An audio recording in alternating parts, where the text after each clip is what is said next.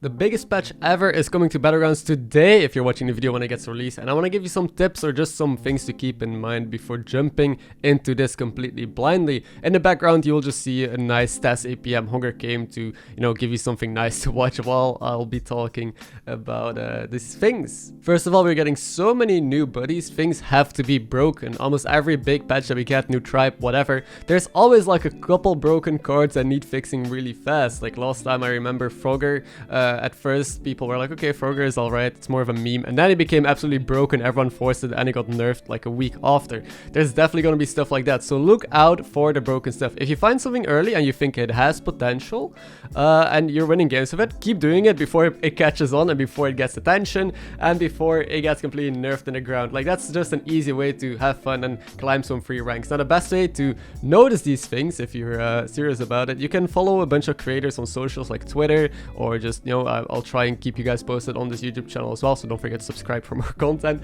And of course on Twitch, like if you watch any streamer, you will see them as well talk about this, or just use your own judgment. You can also for yourself just realize, whoa, this thing seems rather strong, I should just play this more and abuse it, because they did say that they were gonna nerf quickly. Good thing the devs are listening, and within like a week maybe we might see nerfs already. They're not gonna wait months like previously sometimes happened to address some issues, because there's just so much new content that needs to be kept in check.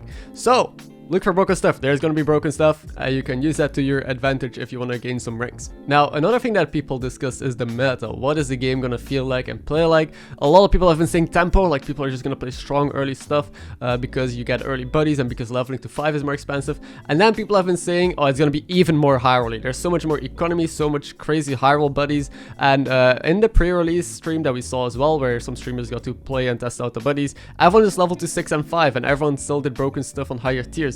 So we have no clue how things are going to shape up. One thing to keep in mind as well is that the meta shifts a lot. When the patch hits, things are going to play very differently than 1 or 2 weeks from now. That's just normal. That always is the case. And what usually happens is, first when a patch is released, tempo is king.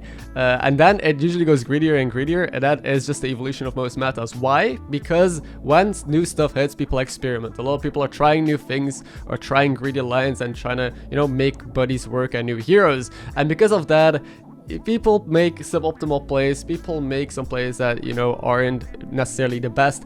And if you just play strong mech comps maybe, or juggler comps or whatever, you will be able to out-tempo them, kill them early, and just even win lobbies maybe with those boards. So this is like the best time if you're a good tempo player to farm some free ranks with rank reset anyway, and have some fun with that. Don't get me wrong, it could still be a more greedy leaning meta, because we do have damage cap though. Every previous big change we had no damage cap. We also have armor now. Not anymore, armor is taken away, but so maybe this patch will be a little bit different from previous big patches that we've seen just because of that. Like maybe you can, greed well because of the change, and because people get buddies early, and buddies, we have no clue how that is going to affect the game, honestly. Like, this is so much, there's so much to think about. It's so hard to predict what exactly is going to happen. But yeah, I'm not saying you can't play greedy stuff at all. I'm not saying you can't level. You might still be able to pull that off and, probably win games with that. But just normally, out of experience, going tempo is a lot better right now, or better than it will be maybe even in weeks from now. Now, next up is also really important. They didn't nerf or buff or change any existing heroes or cards, which means that the existing strong cards will stay strong. Avenge will still be a thing. You still see Dazzling Light spawn comps, and you don't have to relearn anything. Often with big patches, you have to like figure out all the new compositions. You have to figure out how to play the game and relearn how to scale and what the directional cards are. All of that stays the same. So everything that you learned, all the practice that you did, nothing has gone to waste, because you'll still be able to pull off APM parts like you see me doing in the background right now. You'll still be able to play Murlocs, big elementals, Firebat demons. The only fundamental change is that buddies are going to help you achieve that. Or there is some directional buddies. I think there's some buddies that might stay on the board for the entire game and could just change heroes completely. So that would be the only big change that you need to adapt to.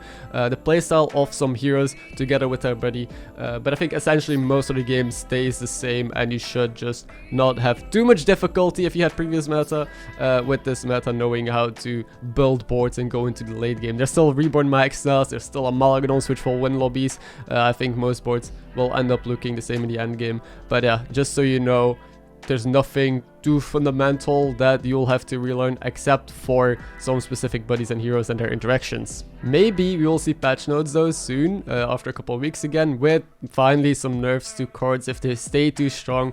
I think they didn't nerf Avenge or didn't nerf some like tokens, for example, or heroes, because they wanted to see how buddies will affect this, how buddies will put everything into shape and maybe adjust it so they don't need to have patches. Because like I mentioned as well in my update video, if you power creep everything, that means that the currently strong things in the game will also be tuned down a bit naturally. If you just raise the power level, the existing power level of strong cards like relatively goes a little bit lower.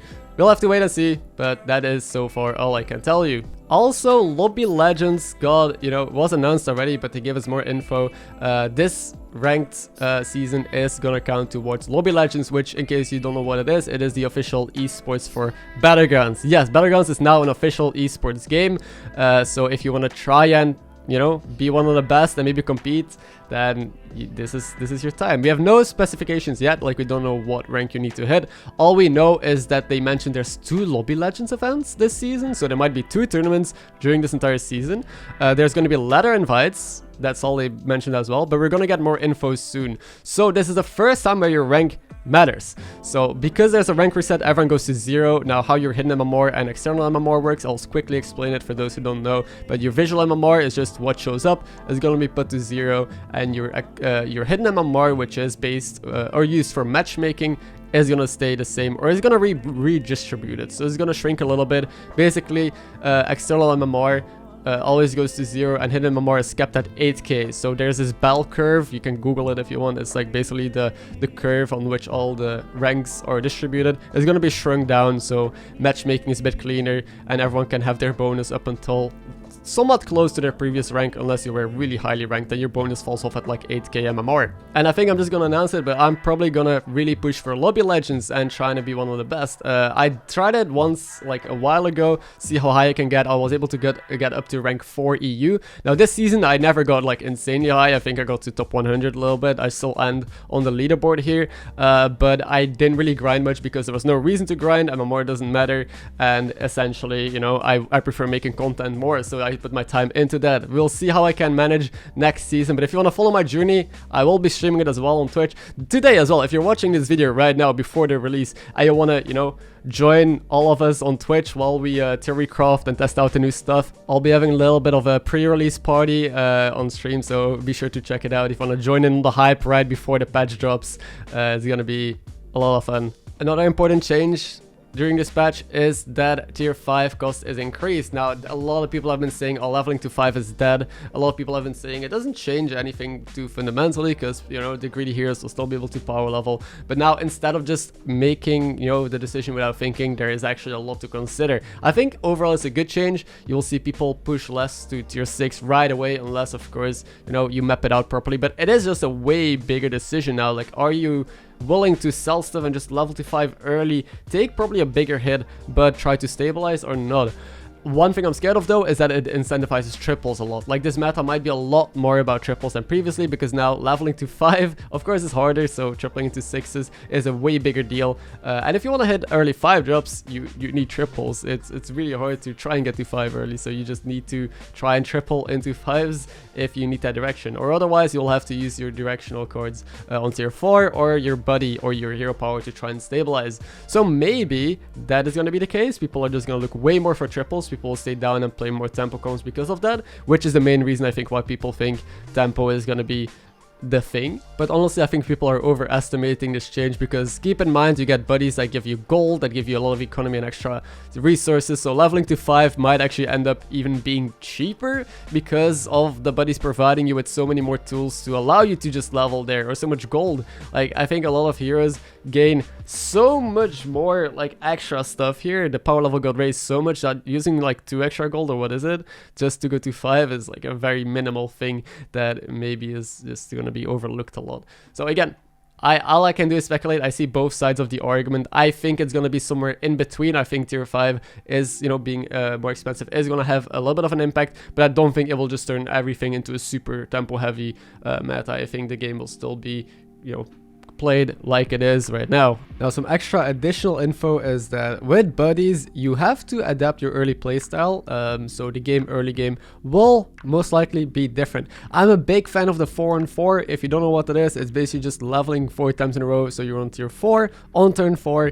That thing is probably dead. Like, that leveling curve probably won't see any play, because how your buddy meter charges, in case you're not aware, is by winning fights, dealing damage or tying with your opponents. You passively always gain some progress by just entering combat, so every turn you do gain stuff, but also by how many units you have on a board. So the wider you are, the faster your buddy meter is gonna fill out, meaning you want a pretty wide board. So you probably stay down on 1, maybe go to 2, and tokens become even better. Like, they just buff tokens, so even going 3 on 3, so the power level curve might not even be good anymore. So that is like the main thing that I'm worried about, like the options that you have early on, especially if you have a good buddy that you want. Now, it might depend, maybe some heroes don't mind getting their buddy later, you could still apply these strategies, but from what I know and what I've seen and what other people have told me, is that it's just very hard to pull off these greedy curves. Another piece of info that we got from a dev that they answered during the pre-release stream is essentially that buddies might not stick around for forever. That is just an event like the Darkmoon prizes or the tickets. So if you're not good with buddies or you don't like them, don't worry, they're probably not gonna stick around forever. Maybe they will, weren't sure about that, but it depends on how hard it is to balance, because I do imagine that having all these buddies in the game has some complications for the future, because it limits design space. All these buddies being in the game means that you have to be really careful with what new heroes and what new cards you print, because there could be a lot more broken interactions. It'll be a lot harder to balance. So I don't know how long they will be here, but it is definitely worth learning them, since again, this season MMR does matter, and it is probably gonna be a while if they stick around, but don't worry, they are probably not permanent. I also want to talk about my boy Bran, not the hero, okay, maybe the hero, but especially the card, because that card got so much more value in this new patch. Bran is already one of the best cards to have on the board. Even you see it on my board here with APM Pirates.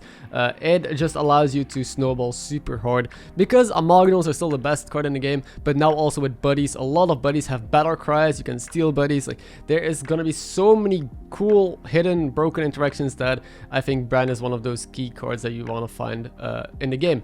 Is it good to triple into early? Still not, I think. It's probably rather slow. If you find that, you're probably dead in a couple turns with no actual scaling. Of course, depends on what your board looks like, your hero power, that sort of stuff. But it's a card that I see everyone have on the board. It's already a card that most people have on the board in this game. But I remember being like in a Bran meta not too long ago where everyone just wanted to triple into Bran, and that's how you win the game. Also because Menagerie was one of the best tribes, or one of the best compositions. Right now it is not, but it's still good enough. A lot of people also ask for that reason why I put Bran, Dynatamer Bran the hero, in S tier, even though there's no armor anymore, and people thought the egg wasn't great, but mainly because you get a free Bran, and that is super valuable.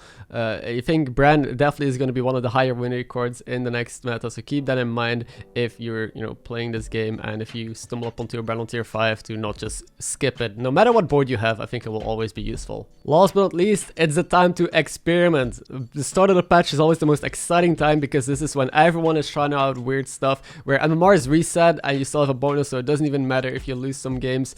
So have fun with it. I'm gonna have fun. Even though I'm tryharding and want to climb, I'll still try out a bunch of new heroes. I'll play, for example, what is it? Maleficent got like this bomb that scales up with mechs, and we could do like some sort of bomb mech Exodia comp with Kangaroos and Baron. I'm gonna try that out. If it's gonna lose me games, so what? Maybe you stumble up onto like a pot of gold and you find the meta earlier than everyone else, that you're able to just snowball the entire, all your games, and just make use of that before it gets nerfed, which is what I mentioned at the start of the video.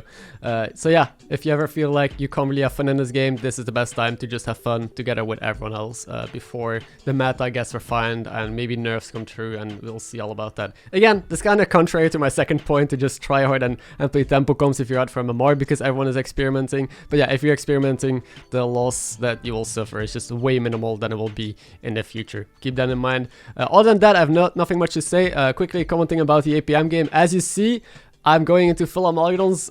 Again, what I want to mention, what a lot of people in chat noticed, is that I was only buffing 1 or 2 pirates this game. Main reason is because you don't want to keep your pirates on the board. Usually you can buff multiple pirates so you don't run into poison and you're fine. But if you're really strong like I was, just stack onto 1 or 2 pirates so you can fill out the entire board with Amalgadons instead, and Golden Selphos, Golden Baron, all that stuff. So that's what you do. Find Golden Bran, pick Seafood Slingers, Lookouts, Amalgadons, and then go into an amazing endgame comp where you end up with Golden Selfless, Baron, and then some big stats and Poison, Divine Shields. And that is how you will most consistently win games with APM Pirates. Okay, this was my final upload from before the patch. Every upload from now on will be with the buddies, will be me experimenting, giving you guys tips and sharing my experiences on this journey as well, hoping to hit top leaderboard once again. Hope you enjoyed the content so far.